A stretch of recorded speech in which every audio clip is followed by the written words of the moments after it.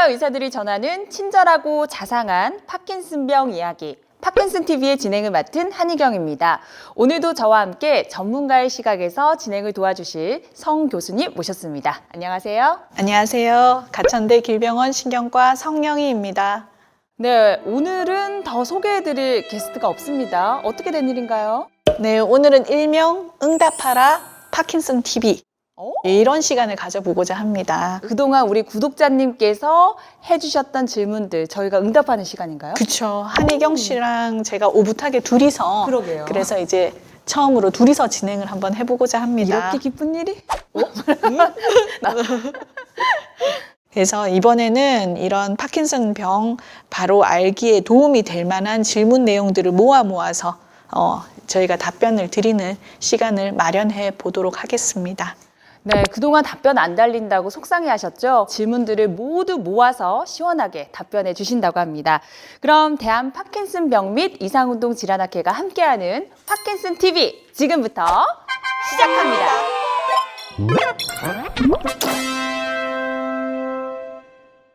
네, 지금부터 본격적으로 질문을 해보도록 하겠습니다. 저희가 중복되는 질문들도 있기 때문에 선별해서 답변을 드리는 점 너른 양해 부탁드립니다. 그런데 성 교수님께서 답변을 해주시기 전에 구독자분들께 꼭 드리고 싶은 말씀이 있으시다고요? 댓글들을 쭉 보다 보면은 환자분 본인이나 가족분들이 개개인의 증상과 약제 관련한 상담 댓글을 많이 적어 주셨습니다.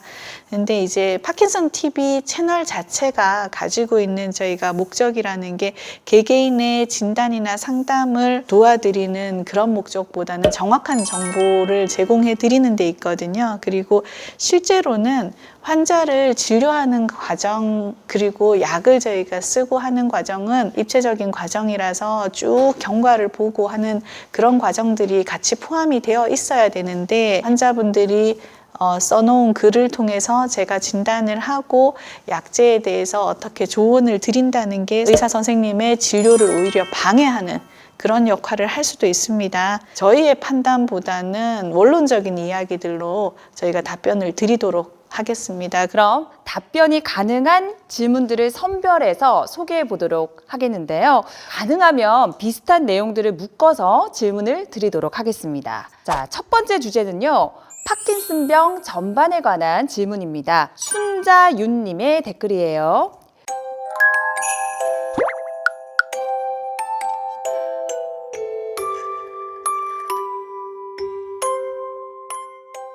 글을 보니까 이렇게 글자가 많이 틀렸어요. 지금도 많이 불편하신 게 글로 바로 보이는 것 같은데 첫 회에 남겨주신 그 댓글입니다. 이분은 질문이라기보다는 좀 하소연의 내용이 아닐까 생각이 드는데요. 16년째 파킨슨병을 앓고 계시고요. 약간의 증상도 적어주셨는데 어떻게 보십니까? 16년 동안 파킨슨병을 이렇게 끌고 가신다는 게 상당히 쉬운 일이 아닙니다. 어려운 일을 지금까지 너무 잘 해오셨고요.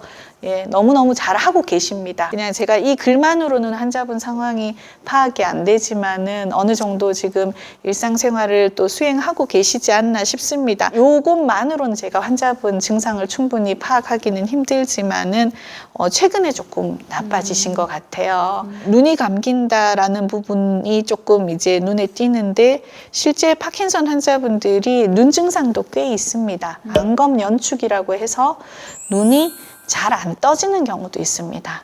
예, 그런 것들은 실제로 보톡스 시술이나 이런 걸 통해서 치료 효과를 보실 수 있거든요.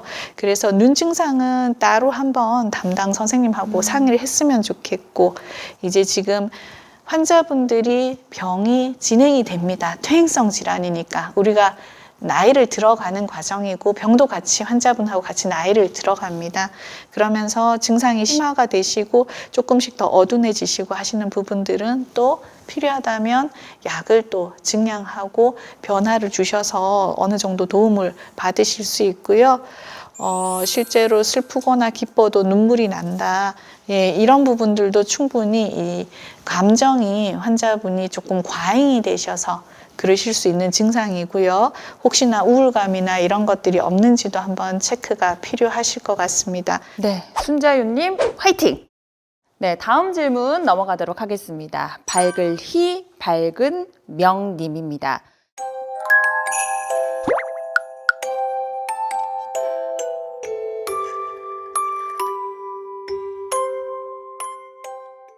자, 이제 40대 초반이시니까 한창 사회생활을 하실 나이잖아요. 기억력이 가장 걱정된다고 하셨습니다. 뭐 이분 실제로 뵌 건 아니지만 적어둔 것만 봤을 때는 어느 정도까지 왔다고 생각하시는지, 기억 감퇴 같은 거는 언제쯤으로 예상하시는지 얘기해 주시죠. 네, 흔히 파킨슨 환자분들은 5, 60대에 가장 흔히 많이 발생을 하거든요.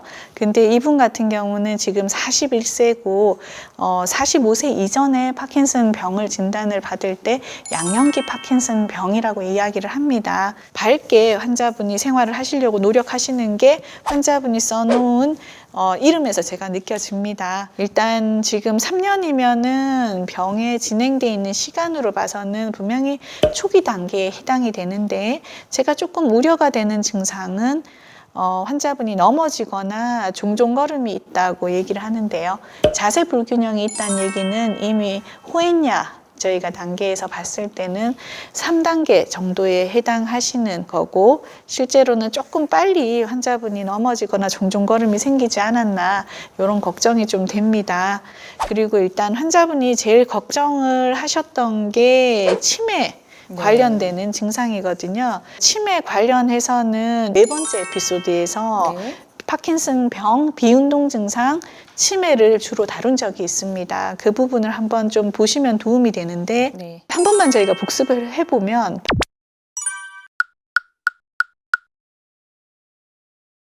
그래서 많이 우려가 되는 점이고, 처음에 진단을 받으실 때 가벼운 인지장애를 가지고 있는 경우들이 많이 있습니다. 환자분한테 도움이 되는 연구는요, 미국 뉴욕의 그 집단 기반을 한 그 연구 결과에 의하면 50세 미만의 파킨슨병 환자가 이제 0%다라고 나왔었고요. 그렇지만 80세 이상에서는 한 69%로 확 올라가죠. 그래서 나이가 아주 중요한 인자다라고 얘기를 하고 있습니다. 그래서 일단은 환자분이 이제 기억력 감퇴나 이런 것들을 주관적으로 느끼는 가벼운 인지 장애는 있으시되, 이게 지금 현재는 치매의 단계일 가능성은 좀 떨어지신다라고 말씀드리고요. 이제 적극적으로 운동하시고 관리 잘 하셨으면 좋겠습니다. 네, 다음 질문 넘어가 보도록 하겠습니다. 상우현님입니다.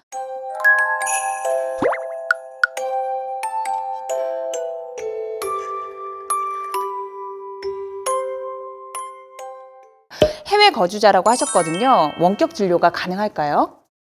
지금 현재 한국의 의료 환경에서는 원격 진료는 진행되지 않고 있습니다. 그래서 실질적인 전문의와 온라인 진단이나 상담은 사실상은 어려운 상태고요. 지금 뭐 코로나로 인해서 원격 진료가 또다시 하나의 이슈가 되고 논의가 활발히 진행이 되고 있습니다만, 현재 상황에서는 이런 상담 자체가 의료라는 카테고리 안에서는 진행되지 않고 있습니다. 그렇군요. 그럼 다음 질문 넘어가 보도록 하겠습니다.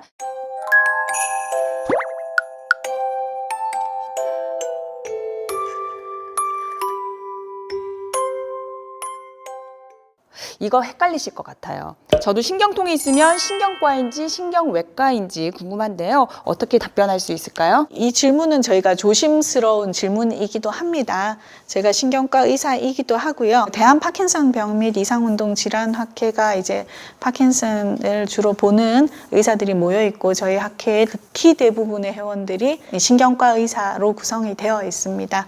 그래서 신경과라는 과가 신경내과로서 어떤 병을 진단하고 투약을 하고 약물로서 어떻게 환자분을 치료하는 내과 계열이라고 보면요, 신경외과는 수술을 통해서 환자를 진료하는 외과 계열입니다. 그러니까 약은 신경과, 그 다음에 수술은 신경외과, 이렇게 이해하시는 게 사실 편하고요. 퇴행성 질환은 통상적으로 수술로 접근하진 않잖아요. 그렇기 때문에 신경과가 주가 되고, 치매나 약물 치료는 신경과에서 보통은 하게 됩니다. 근데 파킨슨 병 같은 경우는 병이 5년 이상 진행이 되고 하신 분들이 약물만으로 충분하지 않을 때 신부내 자극술이라는 수술적인 치료를 함께 하기 때문에 그때는 신경외과를 같이 진료를 보게 됩니다. 신경과와 신경외과 구분이 확실하게 되셨으리라 생각이 듭니다. 다음 질문입니다. 김성웅님.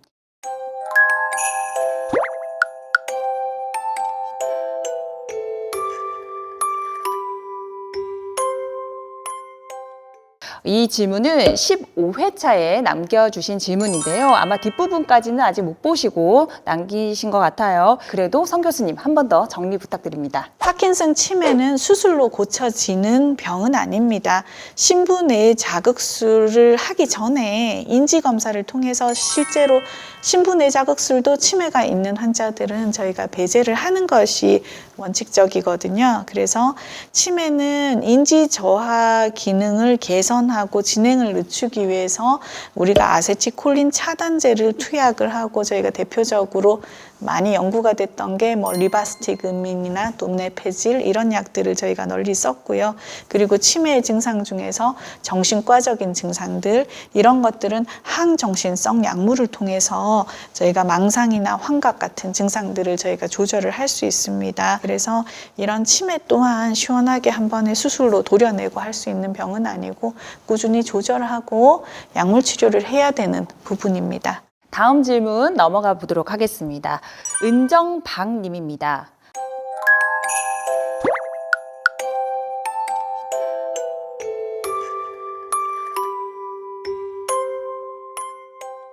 와, 좀 안타깝네요. 그쵸. 아버님의 연세도 좀 있으시고요. 고집도 있으신 것 같고요. 옆에서 간호하시는데 많이 힘드실 것 같습니다. 아버님께 어떻게 얘기하면 좋을까요, 교수님? 일상생활을 수행하고 환자분의 웰빙 센스를 위해서도 약물이 필요합니다. 심지어는 환자분들이 너무 뻣뻣하고 조여들고 하는 느낌들 때문에 주무시는 것도 사실 불편하실 수 있고요. 네. 삼키는 것도 잘 안 되실 수가 있고 관절도 구축이 오고 예, 그리고 침상에서 이제 보호자분들이 돌려 눕히거나 할 때도 이게 나무 토막처럼 뻣뻣한 상태에서는 간병도 힘들어지실 수가 있거든요. 초기에는 오히려 보행이나 이런 일상생활을 충분히 수행할 수 있게끔 하기 위해서 약을 쓴다면 지금 말기에서는 환자분의 웰빙 센스와 어떤 케어를 위해서 약을 어느 정도 용량에서 너무 욕심내지 않고 유지를 하시는 것을 권해드립니다. 약을 끊으시면 안 되는 거죠. 네, 다음 질문으로 넘어가 보도록 하겠습니다. 서지원님의 댓글입니다.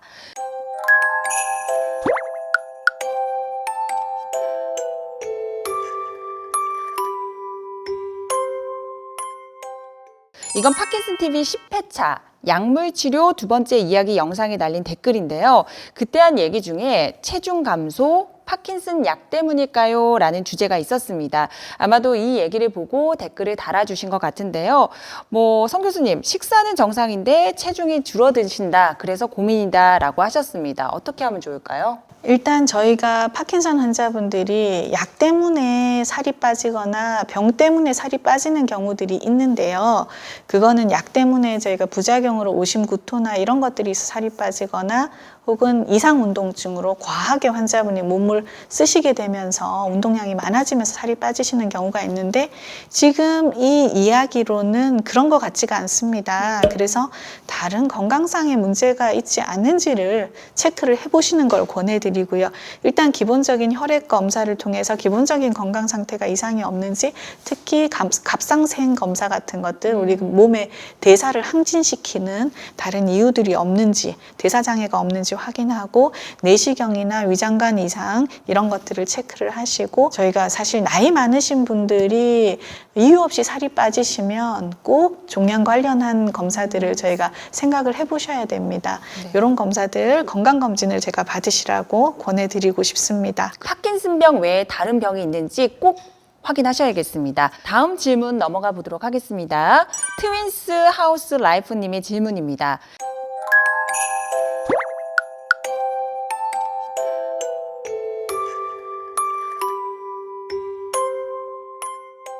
(7회차였죠) 파킨슨병의 진단 과정과 병기라는 영상에 달아주신 댓글입니다.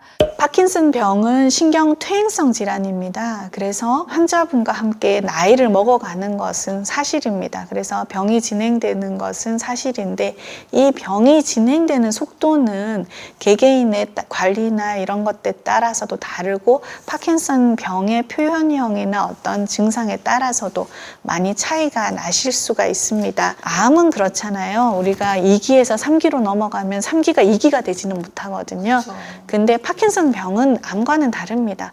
환자분이 3기이다가도 약을 잘 드시고 조절이 잘 되시면 2기, 1기로 환자분의 그 기수가 내려옵니다. 네. 예, 내려오고 제 환자 중에서도 20년 이상 큰 문제 없이 혼자서 병원에 오세요. 일상생활 수행하시는 거 문제 없으시고 헬스장에서 운동하시고 하시는 분들도 상당히 많습니다. 일단 우리가 할 수 없는 건 할 수 없는 거지만 내가 할 수 있는 걸 하는 거, 그게 제일 중요할 것 같습니다. 그렇지만 환자분이 미래에 있는 위험도를 낮추기 위해서 할 수 있는 것들, 꾸준히 운동하고 좋은 식습관 유지하고 기본에 충실하신 거, 약 잘 드시고 이렇게 하시는 거 권해드립니다.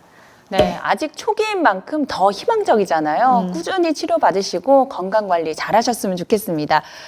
이렇게 전반적으로 파킨슨병에 관한 질문들을 소개해봤는데 질문이 짧아도 대답이 길어지는 경우가 많습니다. 아마도 파킨슨병이 그만큼 간단하지 않기 때문이죠. 사람들이 생김새도 다 다르고 생각도 건강 상태도 다 다릅니다. 같은 파킨슨병이라고 해서 이 사람도 파킨슨병, 나도 파킨슨병, 그럼 우리는 같은 파킨슨병 해서 다 같을 거라고 환자분들이 착각을 하세요. 근데 실제로는 제각각의 병의 증상과 경과가 다르고 진행되는 속도 또한 다릅니다. 또 개개인이 가지고 있는 약의 감수성이나 반응도도 다릅니다. 우리의 삶이 복잡계이듯이 환자분들이 병을 앓고 치료해 가는 과정 또한 상당히 복잡한 부분들이 있습니다. 네. 그래서 이런 부분들에 있어서 조금 환자분들이 좀 더 마음의 여유를 가지고 지켜봐 주셨으면 좋겠습니다. 네, 바로 이래서 저희가 파킨슨 TV의 댓글을 일일이 달 수 없었고요. 이렇게 영상을 통해서 따로 시간을 할애해서 이렇게 답변을 드리고 있는 상황입니다. 이제 전반적인 질문은 넘어가겠습니다. 구체적인 사례 질문 범위로 좁혀볼게요. 이번에는 신약에 관한 질문을 해보도록 하겠습니다. 우선 첫 번째 질문입니다.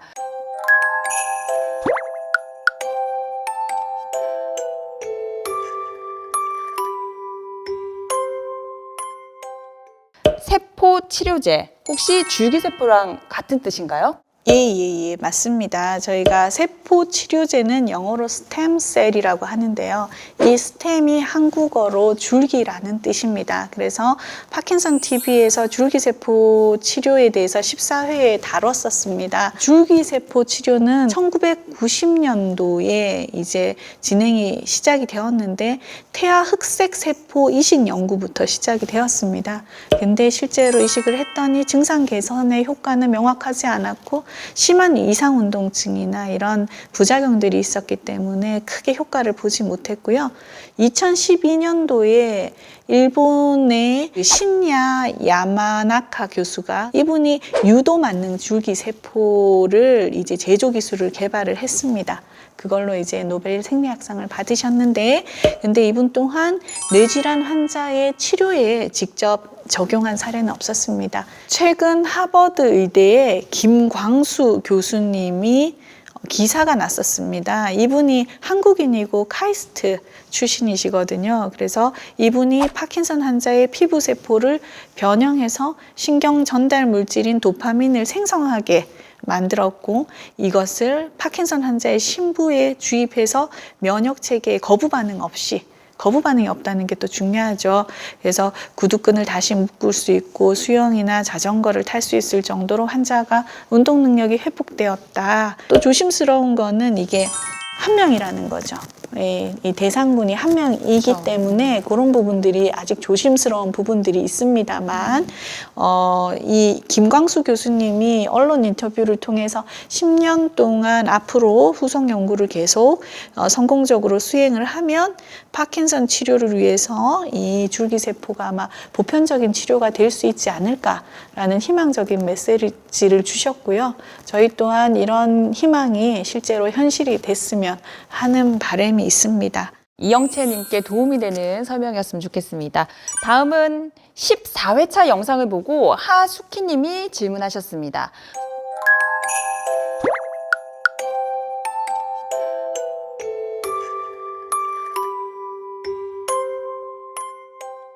아주 짧지만 뭐 강력하게 질문해 주셨습니다. 우선 첫 번째 질문이 아마도 도파민 지속제나 흡입성 레보도파를 말씀하시는 것 같은데요. 이게 완치제냐 완화제냐 하는 거거든요. 어떨까요? 현재 파킨슨 병 치료 약제는 완치제는 아닙니다. 지금 현재에 있는 이런 약제들도 증상을 조절하는 약입니다. 당뇨, 혈압처럼 당을 떨어뜨리고 혈압을 떨어뜨리듯이 환자분의 증상을 조절하는 약제다라고 생각을 하시면 됩니다. 네, 그럼 시술은 어디에서 어떻게 하나요? 라는 질문이 있었습니다. 어디서 어떻게 하나요? 이 시술은 현재 국내에서 할 수가 없습니다. 일단 듀오도파겔 자체가 지금 국내에 입고되어 있지 않기 때문입니다. 그럼 미국에서는?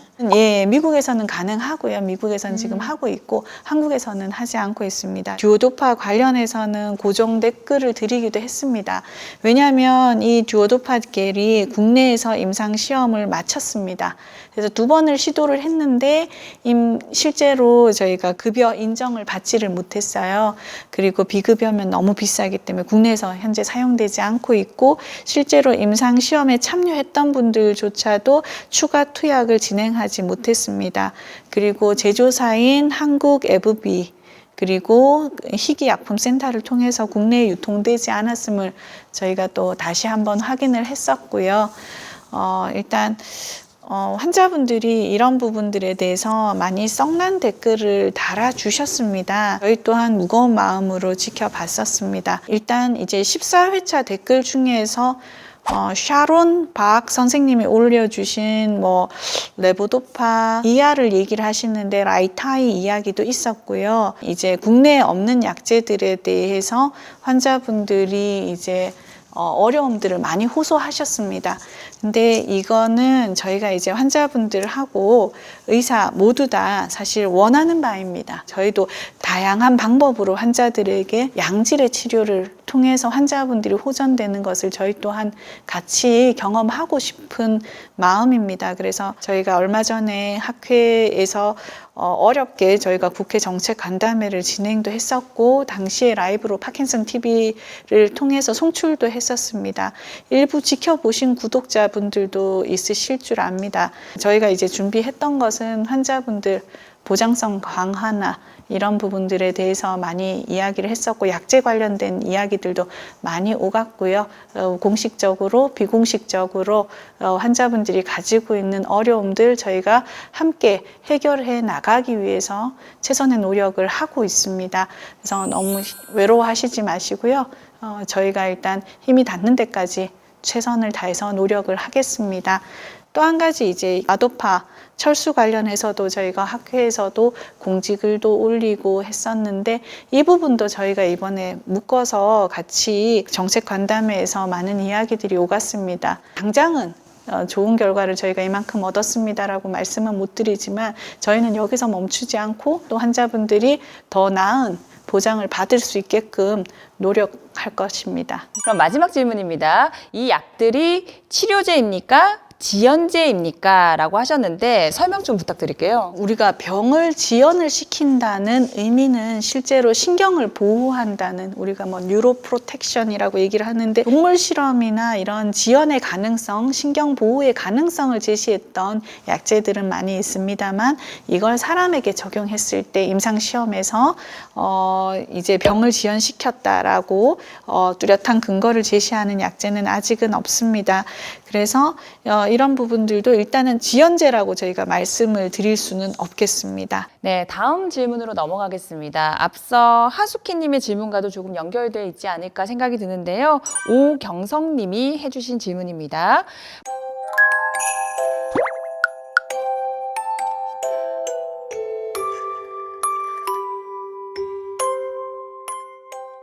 아무래도 난치성 병에는 신약 소식이 나오면 어디서 구할 수 있는지 제일 먼저 궁금하실 것 같아요. 어떻습니까? 저라도 신약이 나왔다고 하면 많이 궁금해할 것 같습니다. 약이라는 것은 각 약이 가지고 있는 적응증이라는 게 있거든요.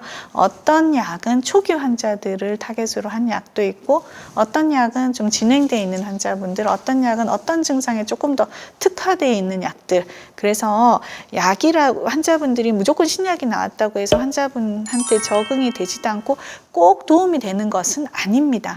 그래서 구간이 명간인 경우들이 오히려 더 많은 경우들이 있거든요. 그래서 오히려 저희는 이런 환자분들이 현혹시키는 뉴스를 가장해서 이제 광고를 하는 경우들이 많기 때문에 이런 부분들에 있어서 정보를 잘 걸러내는 것도 중요하다고 생각을 합니다. 일단 이런 소식들이 있으면 환자분들이 많이 물어보시거든요. 외래 오셔서. 그래서 담당 선생님하고 한번 상의를 해보시면 좋을 것 같습니다. 네, 그럼 수술 얘기가 나온 김에 조금 더 수술 관련 질문을 해보겠습니다. 네, 주나라 님이 남겨주셨는데요. 질문을 2가지 해주셨습니다.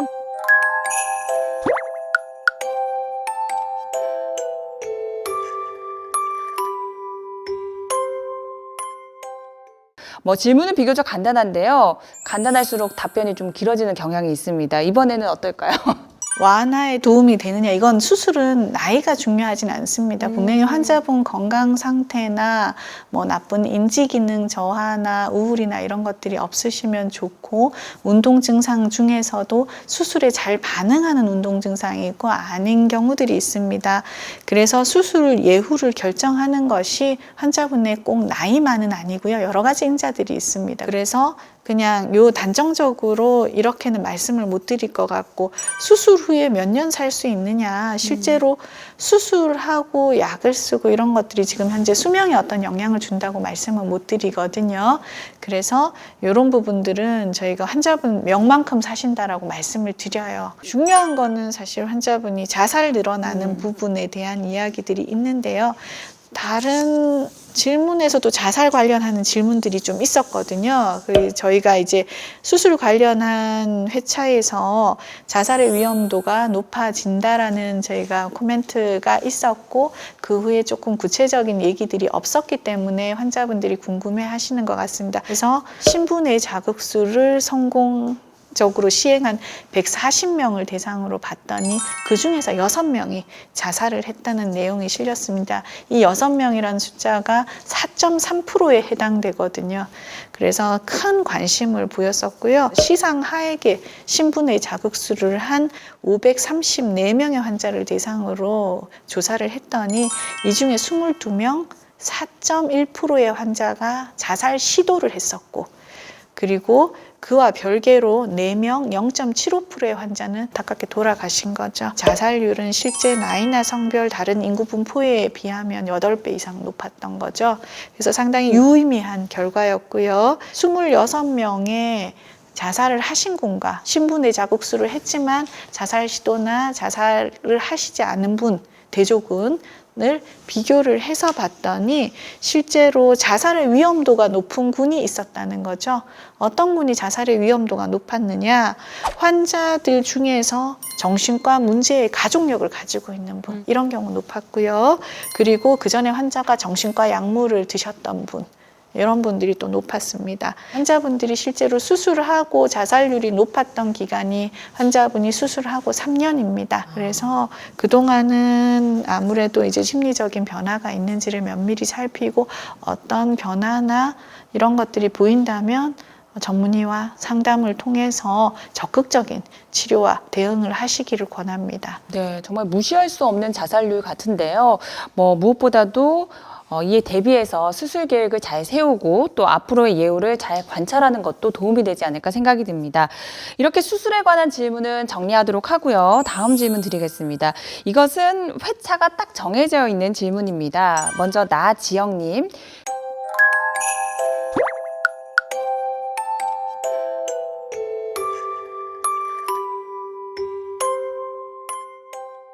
이 질문 관련 영상은요, 저희가 8회에 소개해 드렸는데요. 두 분 다 중복 혜택이 가능하냐는 질문이셨습니다.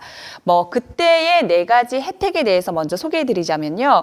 희귀 난치성 질환 산정 특례, 노인 장기 요양 보험제도, 국민연금공단의 장애연금, 국가 장애 진단이었습니다. 교수님, 어떻습니까? 다 중복해서 혜택을 받을 수 있을까요? 네, 오늘이 크리스마스라서 되는 건 아니고요. 네. 이건 중복이 가능합니다. 와우, 일단 브라보. 두 갈씩으로 모두 다 중복해서 받으실 수 있습니다. 네. 4종 세트 다 받으실 수 있습니다. 감사합니다. 예, 필요한 부분들을 환자분이나 보호자분들이 꼼꼼하게 챙기시기를 바랍니다. 네, 이런 혜택들은 꼭 챙겨갔었으면 좋겠습니다. 교수님, 이렇게 질문을 하다 보니까 시간이 벌써 이렇게나 흘렀네요. 아직 질문들이 산더미 같이 남아있거든요. 어떡하죠? 밤새야 되나요? 저희가 이거 다음 회차까지도 이어서 저희가 응답하겠습니다.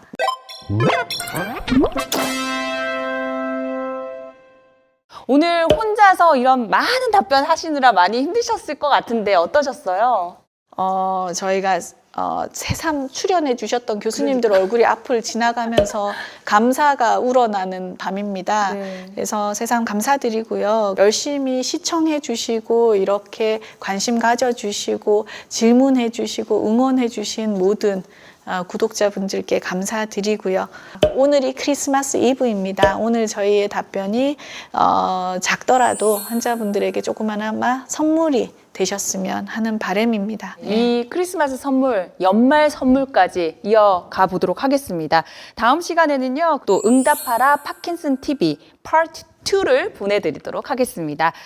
자, 대한 파킨슨병 및 이상운동 질환학회가 함께하는 파킨슨 TV 다음 시간에도 풍성한 답변 가지고 이 시간에 만나도록 하겠습니다. 구독자 여러분들 크리스마스 잘 보내세요. 메리 크리스마스!